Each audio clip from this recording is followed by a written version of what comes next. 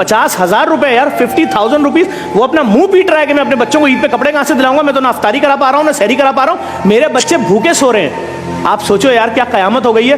850 रुपए का 30 किलो आटा आता था 1 महीने पहले भाई, आज 5 किलो नहीं आ रहा, 860 रुपए का 5 किलो आटा है। अगर आपको पता है सिक्योरिटी गार्ड सड़कों में क्यों सो रहे हैं आजकल? ये एक नया ट्रेंड शुरू हुआ है, नोट किया आपने कि सिक्योरिटी गार्ड सड़कों पे सो रहे हैं? और क्यों? और नहीं क्या? जब 12,000 रुपए तनख्वाह होगी, बस के अंदर आपका लग रहा है 80 रुपए एक स्टॉप का, 80 रुपए दूसरी बस का, 160 जाने का 160 आने का। जब 9,000 तुम्हारा बस का पैसा लगेगा, 3,000 महीने का बचेगा, तुम खुद दिन में कुछ नहीं खाओगे तो बीवी क्या खाएगी, बच्चे क्या खाएंगे, घर का किराया क्या? तो अब गार्ड कह रहा है मैं सड़क पे सोऊंगा, सुबह उठूंगा, नाले में अपनी पैंट धोऊंगा, खड़ा हो जाऊंगा, दरवाजे खोलता रहूंगा दिन भर सेटों के लिए। ये है गार्ड। और जो MBA लड़के हैं ना कराची के, खुदा की कसम खा के बोल रहा हूं, रक्शे और चिंचियां चला रहे हैं। क्यों? प्राइवेट नौकरी में 30,000 से ऊपर कौन दे रहा है यार? यहाँ फिर भी कुछ ना कुछ 35,000 से ऊपर कौन दे रहा है? वो 35,000 में तलाकें हो रही है लोगों के घरों में, माँ बीमार है तो इलाज नहीं करा सकते, माफियाज का राज है, डॉक्टर के पास जा रहे हैं, डॉक्टर वो टेस्ट लिख के देता है जो 2.5 लाख रुपए का। क्यों? डॉक्टर भी उस माफिया का हिस्सा बन गया। सब डॉक्टर नहीं, लेकिन बहुत सारे डॉक्टर, वो टेस्ट लिखेगा तो उसको आधे पैसे वापस मिलेंगे ना। हमारे लोगों का क्या हाल हुआ यार?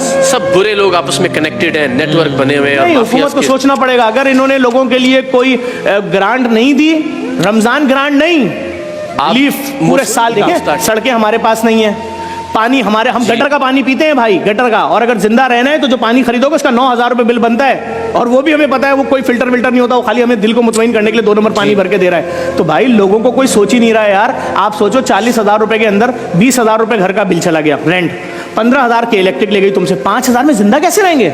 इस पे कोई बात नहीं कर रहा है। वो कह रहे हैं उनको गिरफ्तार कर लिया, उनको छोड़ दिया, वो कल वजीर आजम बन जाएंगे, वो मिनिस्टर बन जाएंगे। तुम्हारी बीवी अपनी सालगिरह पे गिफ्ट मांगती है, दे सकते हो? बोलेगा 5 साल से नहीं दिया।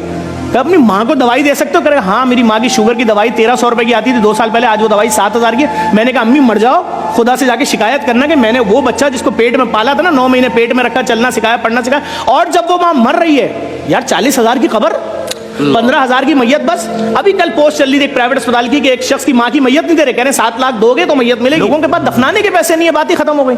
खुदा की कसम खा के कह रहा हूं, मेरे ऑफिस में लड़का आया, यंग लड़का आया, उसने आके ऑफिस में पता क्या बोला? उसने बोला कि सिर्फ 25,000 रुपए दे दे, मैं झूठ नहीं बोल रहा, मेरे बेटे की मैयत 3 दिन से रखी, दफनाने के पैसे नहीं है, मैं किसी से बोल नहीं सकता। मैंने कहा झूठ बोल रहा है, ऐसा हो नहीं सकता। इतनी बेहिसी जमाने में लड़के को भेजा, लड़का गया, कसम खुदा की उसकी बच्चे की मैयत 3 दिन से रखी थी, सिर्फ 25,000 रुपए मांग रहा था। मैंने कहा मैयत बस के पैसे तो, बोला मैं गरीब हूं, मेरे रिश्तेदार नहीं आए, एम्बुलेंस में मैयत भेज दो। आप समझे, आप क्या समझ रहे हैं? सिर्फ फकीर माफिया थी?